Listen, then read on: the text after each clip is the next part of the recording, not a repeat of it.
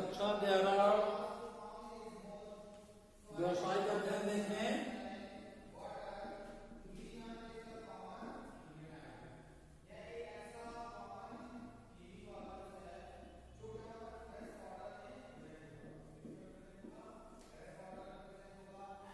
कक्षा 11वीं व्यवसाय का अध्ययन आपको आर्थिक क्रियाओं के प्रकार बताए गए थे। 3 भागों में बांटा गया है। व्यवसाय, पेशा, रोजगार। व्यवसाय का अर्थ बताया गया, व्यवसाय के लक्षण बताए गए, उसमें और बहुत सी चीजें बताई गई है। एक व्यवसाय की सफलता के आवश्यक तत्व बताए गए। पेशा बताया गया, पेशा के लक्षण। रोजगार के लक्षण। अब पेशा रोजगार का काम खत्म, अब ये हो गया किनारे। अब अपनी पूरी पुस्तक जो व्यवसाय का अध्ययन की है कक्षा 11, वो व्यवसाय के बारे में रहेगी। व्यवसायिक क्रियाओं का वर्गीकरण कितने प्रकार के हैं, व्यवसायिक संगठन के स्वरूप कितने हैं, अब इनका अध्ययन के व्यवसाय से संबंधित सब चले गया। थोड़ा सा एक चीज रह गई थी, बताते हैं, फिर व्यवसायिक क्रियाओं का वर्गीकरण बताया जाएगा।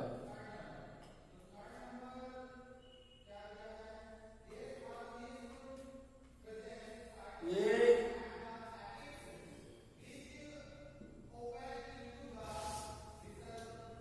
एक चीज रह गई थी थोड़ा सा, अब बता भी दिए होंगे तो मेरे को लग रहा नहीं बनाएंगे, तो ध्यान दीजिए।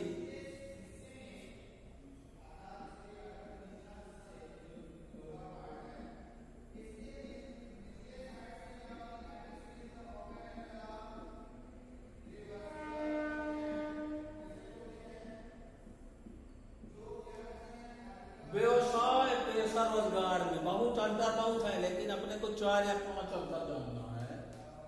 सबसे पहला है पूंजी की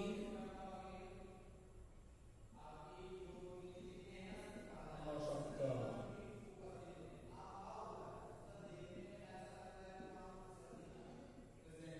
शैक्षणिक योग्यता।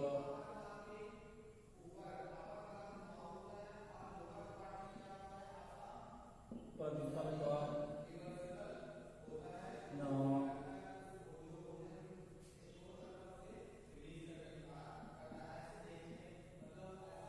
जोखिम का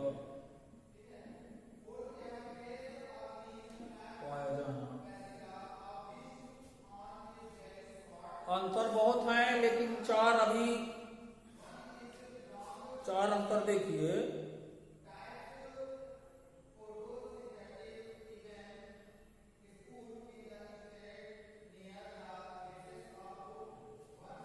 एक और जान लीजिए।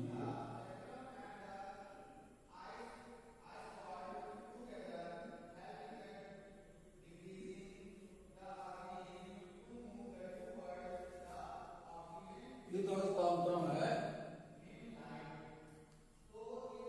अब इनमें तीनों में अंतर के आधार जो है लिख दिए गए हैं, इनमें थोड़ा थोड़ा डिटेल बताए दे रहे हैं। इसके बाद व्यवसायिक क्रियाओं का वर्गीकरण चलेगा। व्यवसाय में बिना पूंजी के नहीं चल सकता, जैसा कि बताया गया था, या कि वित्त की आवश्यकता कह सकते हैं। व्यवसाय में वित्त बहुत जरूरी है। बिना व्यवसाय, बिना वित्त के नहीं चल सकता, बिना पूंजी के नहीं चल सकता। पूंजी को या वित्त को व्यवसाय का रक्त कहा गया है। और पेशे में थोड़ी पूंजी की जरूरत पड़ती है, रोजगार में बिल्कुल नहीं पड़ती है पूंजी की जरूरत। नौकरी करते हैं तो क्या पूंजी लगेगी, कपड़े जोड़ी पहन के चले जाओ। पैसे में पड़ेगी, कोई डॉक्टर है, क्लिनिक खोल रहा है, तो उसकी साथ सज्जा के लिए कुछ पैसा चाहिए।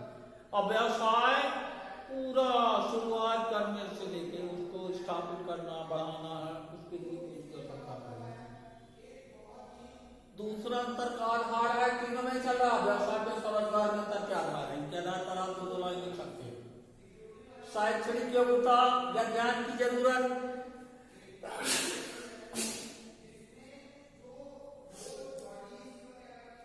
व्यवसाय में पढ़े लिखे होना जरूरी नहीं है तो बहुत अच्छी बात है, डिग्री लिए हैं, बीए लिए हैं, विदेश से पढ़े, देश में पढ़े, लेकिन बिना पढ़ा लिखा आदमी भी, बिना डिग्रीधारी भी अच्छा व्यवसाय चला सकता है। शैक्षणिक योग्यता की जरूरत नहीं पड़ती है। और सबसे अधिक ज्ञान, शैक्षणिक योग्यता, विशिष्ट योग्यता, विशिष्ट ज्ञान की जरूरत पैसे में पड़ती है, रोजगार में भी आवश्यक नहीं है तो ठीक। प्रतिफल, तीनों आर्थिक क्रियाएं हैं, तीनों से धन कमाया जाता है, व्यवसाय से भी, पैसे से भी, रोजगार से भी, लेकिन तीनों के प्रतिफल के नाम अलग अलग हैं। व्यवसाय को जो आर्थिक क्रिया करने से, व्यवसायिक क्रिया करने से जो प्रतिफल मिलता है वह लाभ कहलाता है।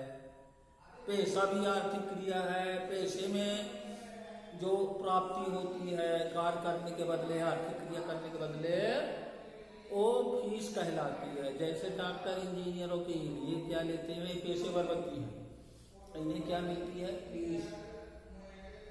और आपका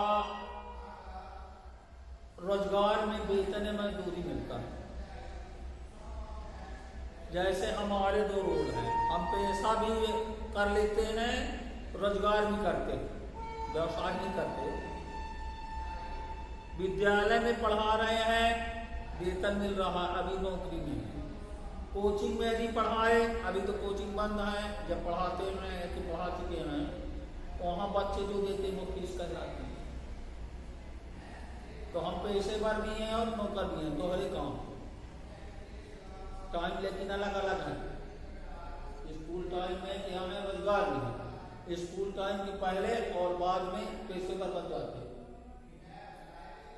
जोखिम का पाया जाना, जोखिम कहलाती है संभावित हानि, भविष्य में होने वाली हानि जोखिम कहलाती है। तो जोखिम के जो है, काहे में जोखिम पाई जाती, व्यवसाय में अधिक जोखिम पाई जाती है। अब फिर अभी चलेगा जोखिम के कारण है, जोखिमों से बचा कैसे जा सकता है, टॉपिक है व्यवसायिक जोखिम, जो आपको बताया जाएगा। व्यवसाय में बहुत जोखिम पाई जाती है। हो सकता है पूंजी लगा रही है, पूंजीपति है, खूब पूंजी है, अब व्यवसाय न चले, हानि हो गई, लेकिन कम लाभ हो, वो भी जोखिम है। माने अच्छा, और किसी कारण से, प्राकृतिक कारणों से जोखिम के कारण है, फिर तो व्यवसाय में जोखिम का प्रभाव अधिक रहता है। पैसे में कुछ कम रहता है, क्लाइंट ना आए, ग्राहक ना आए, फीस कम आएगी। लेकिन रोजगार में जोखिम बिल्कुल नहीं पाया जाता है। वो आपका जो आय है, वेतन है, मजदूरी है, पहले से अनुबंधित रहती है। मालिक को, नियोक्ता को लाभ हो चाहे ना हो, यदि नौकर रखा है, कर्मचारी रखा है, तो उसको देना पड़ेगा, चाहे घर बेच के दे, पर्सनल संपत्ति में उसको देना पड़ेगा। तो रोजगार में जोखिम बिल्कुल नहीं पाई जाती। हित हस्तांतरण, हित हस्तांतरण कहलाता है कि अपना जो, जैसे व्यवसाय है, अपना पैसा है, अपनी डॉक्टरी, अपनी नौकरी, तो व्यवसाय का हस्तांतरण हो सकता है। व्यवसाय क्या है, बेचे जा सकते हैं, अपनी फर्म हम व्यवसाय में बेच सकते हैं, हमारा उद्योग है, बेच दिए दूसरे को। लेकिन पेशेवर व्यक्ति अपना पैसा दूसरों को स्थान जरूर बेच सकता है, लेकिन जो उसकी पर्सनल क्वालिफिकेशन, व्यक्तिगत योग्यता है, उसकी बिक्री नहीं हो सकती। एक डॉक्टर है, अपनी डॉक्टरी नहीं बेच सकता, फीस जरूर डॉक्टरी के द्वारा, ज्ञान के द्वारा प्राप्त कर सकता है, लेकिन कहते हम अब डॉक्टरी नहीं करें, तुम करो, हमारा ज्ञान, ऐसा नहीं हो सकता। तो व्यवसाय का में हित हस्तांतरण है, स्वामित्व हस्तांतरण है, मालिकाना हस्तांतरण है, लेकिन व्यवसाय में, पैसे में ऐसा नहीं है। रोजगार में क्या है, कुछ ऐसे रोजगार थे जैसे रेलवे था, उसमें कोई पिता चाहे तो पहले रिटायर हो जाए, फैक्ट्री में पहले तो अपने बच्चे को नौकरी दे सकते हैं, लेकिन शासकीय पदों में नहीं होता ऐसा। वो योग्यता के अनुसार ही जाना पड़ेगा, चयन के आधार पर जाना पड़ेगा, ऐसी नीति नहीं हो जाती। और अभी इसमें इतना, इसके बाद व्यवसाय क्रियाओं का वर्गीकरण चल रहा है 2 मिनट से।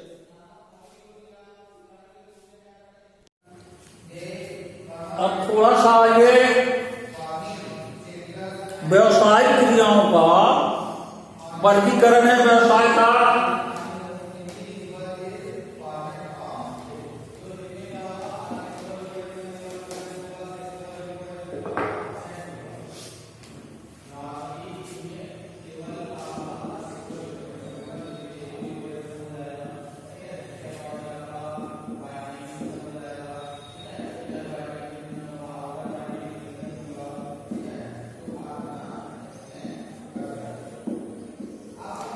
व्यवसायिक क्रियाओं का वर्गीकरण है, इसको क्या है, इसको 2 भागों में बांटा गया है।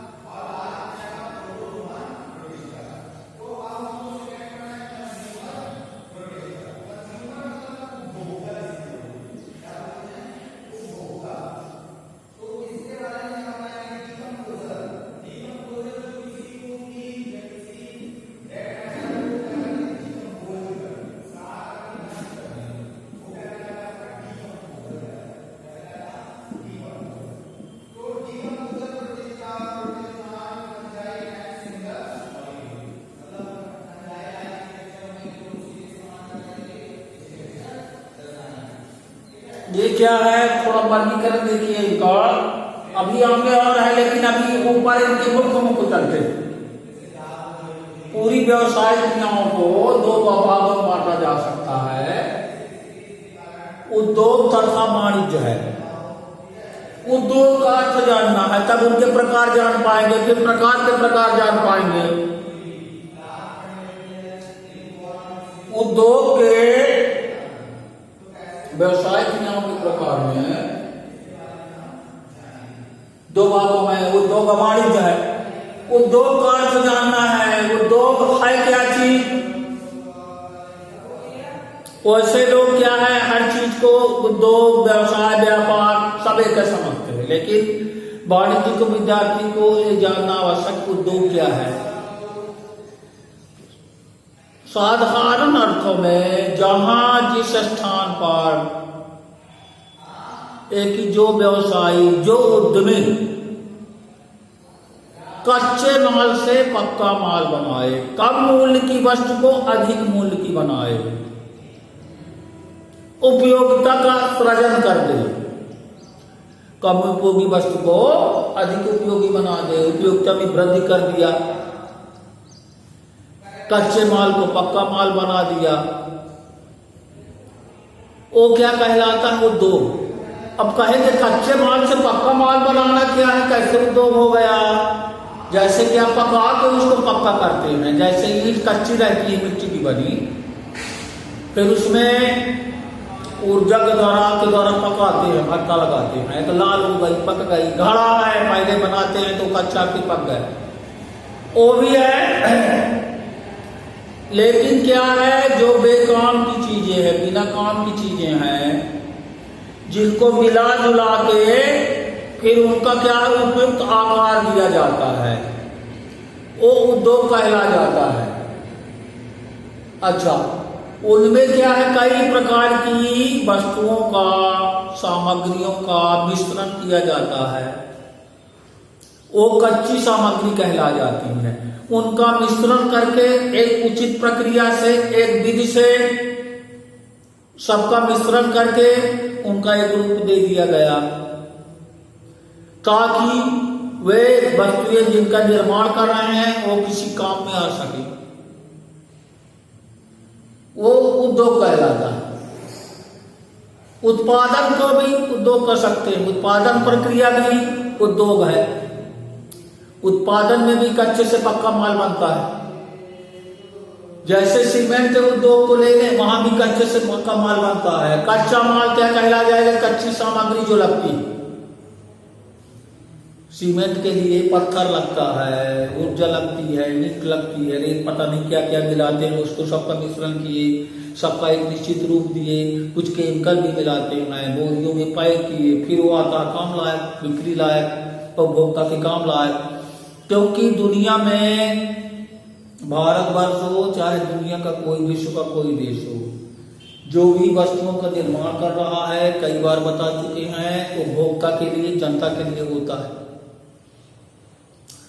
उपभोग के दिन अर्थशास्त्र में आपको प्रकार बता रहे थे, जैसे कहते खाने वाले बिस्कुट है, नमकीन है, मिठाई है, कपड़े हैं, ये कहला जाएगा प्रत्यक्ष उपभोग। और कह देंगे टेबल कुर्सी रखी है, पंखा लगा है, घर बना है, खिड़कियां हैं, ये किसके लिए? मनुष्य के लिए है, जनता के लिए। ये अप्रत्यक्ष उपभोग। कुर्सी में पशु बैठने नहीं आते, और पशु भी जो है वो मनुष्य की सुविधा के लिए। जितनी भी वस्तुओं का निर्माण हो रहा है सब जनता या मनुष्य के लिए हो रहा है। तो उत्पादन कार्य भी उद्योग कहलाएगा। उद्योगों में उत्पादन कार्य तो होता ही है। तो मैं समझिए, कच्चे माल से पक्का माल बनाना, कम उपयोगी वस्तु को अधिक उपयोगी बनाना, फिर यही आ जाता है उत्पादन में आएगा।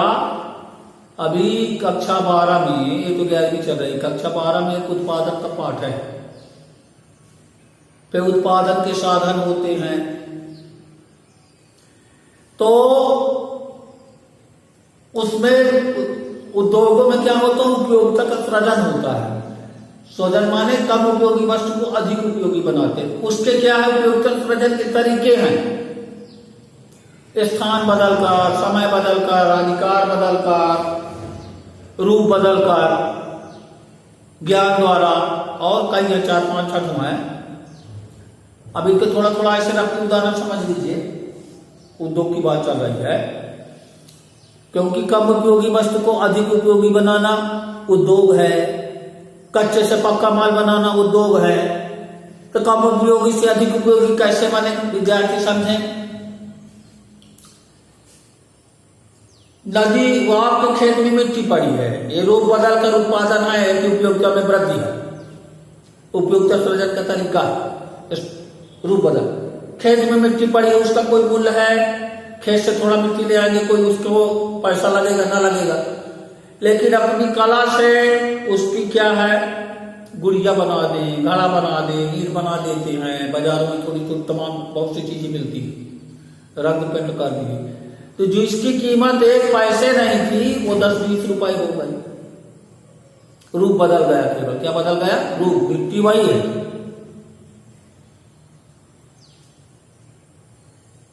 और स्थान बदलकर कैसे उपयोगिता में वृद्धि होती होगी? आपकी रेत पड़ी है नदी के किनारे, कोई उपयोगिता नहीं है, कोई कम मूल्य है, थोड़ा मूल्य है। अब वही रेत बाजार में आ गई, 10,000 रुपए डाली जाती है।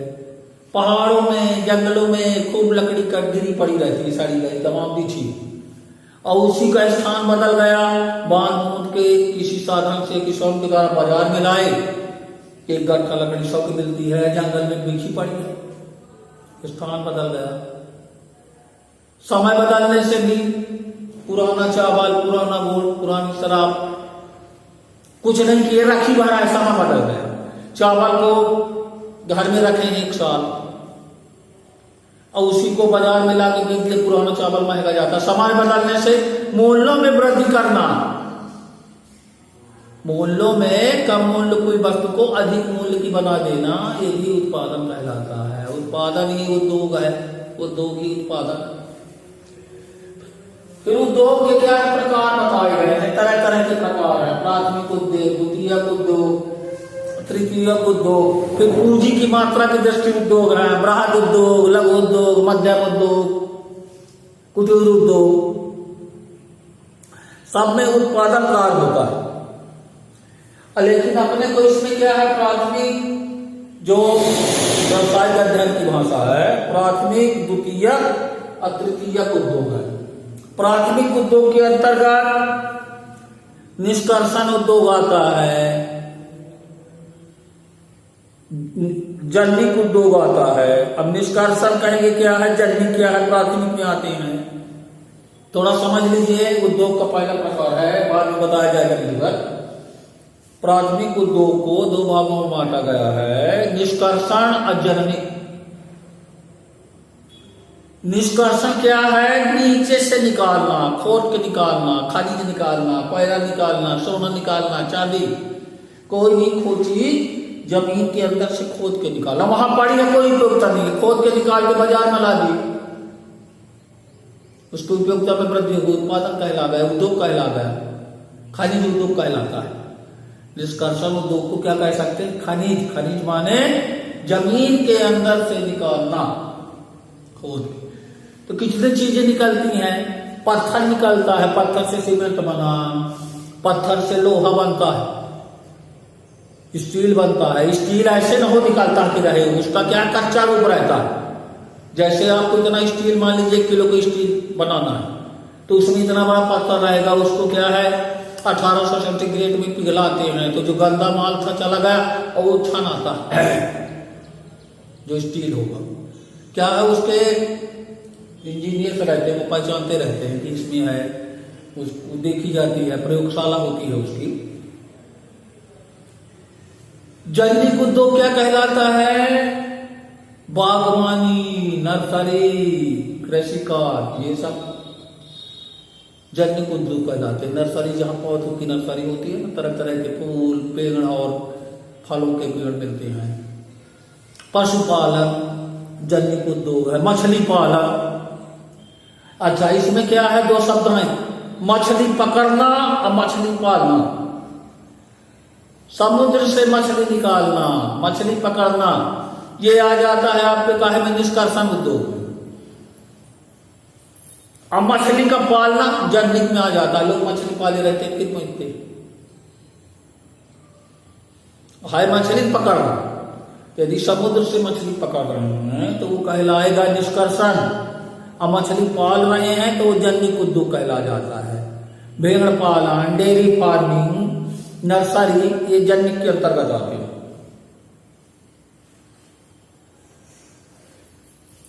द्वितीय उद्योग का निर्माणात्मक उद्योग आते हैं, जहां निर्माण कार्य होता है, उसके भी कई भाग हैं।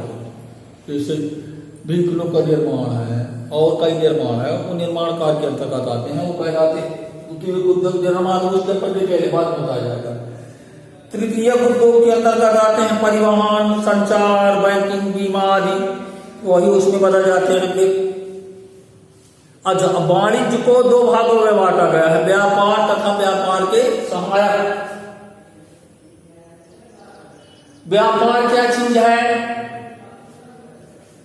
वस्तुओं को खरीद के बेचना, वस्तुओं को खरीद के बेचना कौन सा कार्य कहलाता है, व्यापार कहते हैं। जो व्यक्ति इस काम को करता है खरीद के बेचने का, वो व्यापारी कहलाता है। ट्रेड माने होता है व्यापार, और ट्रेडर जो उस कार्य को कार्य क्रय विक्रय वो हो गया व्यापारी। तो व्यापार का अर्थ कॉमर्स के विद्यार्थियों को जानना चाहिए। क्रय विक्रय का कार्य व्यापार कहलाता है। फिर व्यापार के प्रकार हैं, आंतरिक व्यापार, विदेशी व्यापार। आंतरिक व्यापार क्या है, देश की सीमाओं के अंतर्गत। अभी आगे चल के ही सब पाठ बन जाएंगे। जितने चीजें बता रहे हैं सब आगे जाके आपके अध्याय में अध्याय बनेंगे सब। तो व्यापार के प्रकार 2 हैं मुख्य रूप से।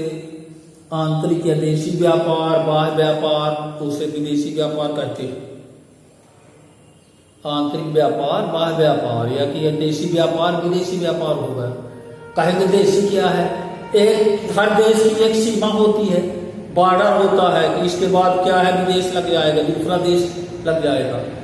एक देश की सीमाओं के अंतर्गत होने वाले क्रय विक्रय के कार्य को देशी व्यापार, देश की सीमाओं से होने वाले व्यापार को दूसरे देश का, चाहे यहाँ माल क्रय किया जाए, आयात किया जाए, चाहे निर्यात किया जाए, फिर उनका विभाजीकरण, मतलब देशी व्यापार के प्रकार हैं, विदेशी व्यापार के प्रकार हैं। इसका एक फिर पाठारी व्यापार का करते, फिर व्यापार के सहायक हैं जो व्यापार करने में सहायता करते हैं। व्यापार करने के लिए पूंजी चाहिए, कहाँ से मिले? बैंक से। तो व्यापार का सहायक बैंक हो गया। आपको इधर उधर ऑर्डर लेना है, ऑर्डर देना है, मंगवाना है, वस्तु में संचार साधन चाहिए। यातायात कैसे भेजेंगे, कैसे खुद बोझेंगे, छोड़ी जाएंगे, तो उसके लिए यातायात के साधन चाहिए। कितने प्रकार के साधन हैं यातायात के? सड़क परिवहन है, ट्रक वगैरह, रेल परिवहन है, वायु परिवहन, फिर वो आ जाएगा। बीमा जरूरी है। व्यवसाय में जोखिम पाई जाती है, व्यापार में जोखिम पाई जाती है। कहीं आग लग गई, कहीं चोरी हो गया, भूकंप आ गया, बाढ़, प्राकृतिक आपदा आ गई, तो सुरक्षा की दृष्टि तो बीमा होना चाहिए, बीमा कंपनी होना चाहिए। भंडार गृह, वो भी व्यापार का सहायक। भंडार गृह में क्या है? उत्पादित माल जो है इकट्ठा करके रखता है, अब बाद में फिर वितरण केंद्र भेजता है। डायरेक्ट कोई भी उद्योगपति, कोई भी फैक्ट्री, कल कारखाना है, सीधे उत्पादन के बाद उपभोक्ता के पास नहीं आता। वो क्या है, पहले उसका स्टोरेज होता है, पहले एकत्रीकरण, वहां के बाद फिर जैसे जैसे मांग आती गई, मध्यस्थों के द्वारा, थोक विक्रेताओं के द्वारा वो अपना सप्लाई होता जाता है। भंडार न होंगे तो काम नहीं हो पाएगा। यही तमाम सब क्रियाएं हैं। अब अगला जो इसका डिटेल है फिर बाद में बताया जाएगा।